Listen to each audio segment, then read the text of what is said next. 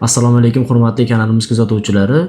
Bugun erkaklarda ko'p uchraydigan muammolardan biri bo'lgan prostata haqida gaplashamiz. Prostata o'zi nima? Prostata bezi erkaklarning siydik pufagini ostida shundoqqina ostida joylashgan, yong'oqdek kattalikda keladigan spermatozoidlarning harakatini va himoyasini ta'minlovchi suyuqlik ishlab chiqaradigan organ hisoblanadi.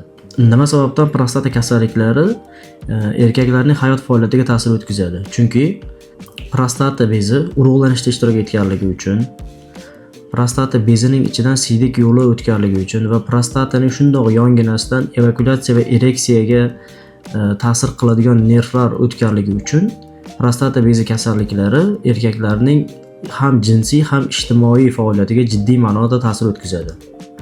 Prostata bezi yallig'lanishiga infeksiya, stress, charchoq, kam harakatsizlik, qon aylanishining buzilishi, masturbatsiya, tartibsiz jinsiy hayot, ya'ni uzoq vaqt jinsiy aloqa qilmaslik yoki haddan tashqari ko'p miqdorda jinsiy aloqa qilish ham prostata bezining yallig'lanishiga sabab bo'lishi mumkin.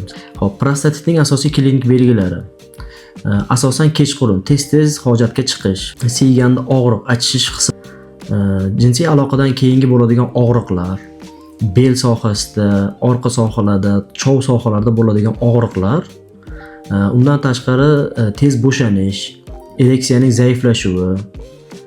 Bemorlar bu belgilarni oddiy shamollash yoki asoratsiz holat deb qarashlari mumkin.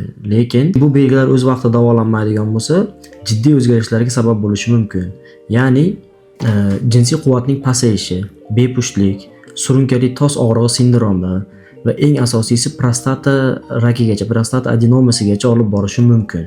Bizning klinikamizda hozirda prostata bilan og'rigan bemorlarni konservativ terapiya, limfoterapiya va UVT yordamida fizioterapiya lechenialarini davolash kombinatsiyalarini birlashtirgan holatda olib bormoqdamiz va prostatit kasalliklarini davolamoqdamiz.